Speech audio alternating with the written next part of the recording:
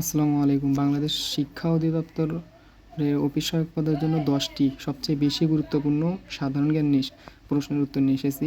এর ভিতর দেখা যাবে যে 2টা বা 3টা কমন থাকবে ইনশাল্লাহ। তো 1 নম্বর প্রশ্নটা হচ্ছে, বাংলাদেশ কারিগরি শিক্ষা অধিদপ্তর কবে প্রতিষ্ঠিত হয়? এটা কিন্তু অনেকবার এসেছে এই প্রশ্নটা, অফিস সহায়ক পদে বিশেষ করে।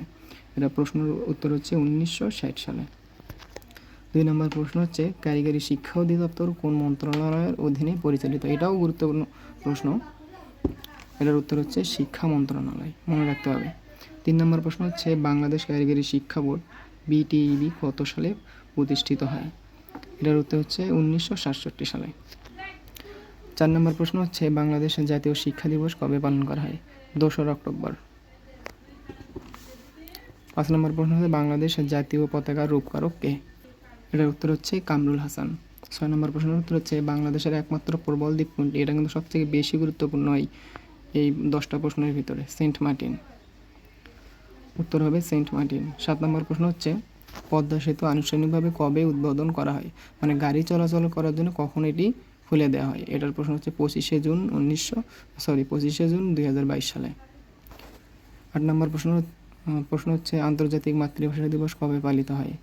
21শে ফেব্রুয়ারি আন্তর্জাতিকভাবে এটি পালন করা হয়। শুধু বাংলাদেশে না, পুরো পৃথিবীতেই পালন করা হয় এটি। 9 নম্বর প্রশ্ন হচ্ছে, বিশ্ব সাক্ষরতা দিবস কবে পালিত হয়? উত্তর হচ্ছে 8ই সেপ্টেম্বর। 10 নম্বর প্রশ্ন হচ্ছে, কম্পিউটার বা মোবাইলে বা ল্যাপটপে যেগুলো আমরা র্যাম ব্যবহার করি, এই র্যামের পূর্ণরূপটা আসলে কি? র্যামের পূর্ণরূপ হচ্ছে র্যান্ডম অ্যাক্সেস মেমোরি।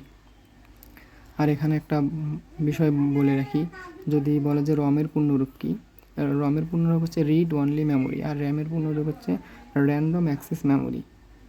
এটা হচ্ছে র্যান্ডম অ্যাক্সেস মেমোরি মানে হচ্ছে এটা হচ্ছে অস্থায়ী মেমোরি, আর রম হচ্ছে রিড অনলি মেমোরি, এটা মানে স্থায়ী মেমোরি।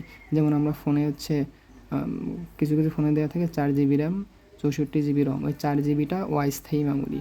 এটা ফোনের গতিটা নির্ধারণ করে যে কীভাবে কত গতিতে চলবে ফোন।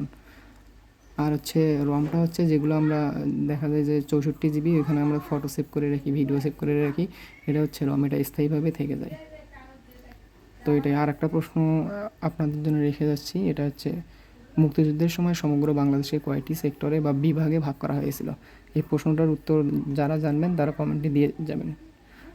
আজকের মতো এই পর্যন্তই থাকলো। পরবর্তীতে আমরা বাংলা ইংরেজি ফার্স্ট পার্ট সেকেন্ড পার্ট এই প্রশ্নগুলো নিয়ে সহজে আলোচনা করব, যেগুলো একবারে মোস্ট ইম্পর্ট্যান্ট।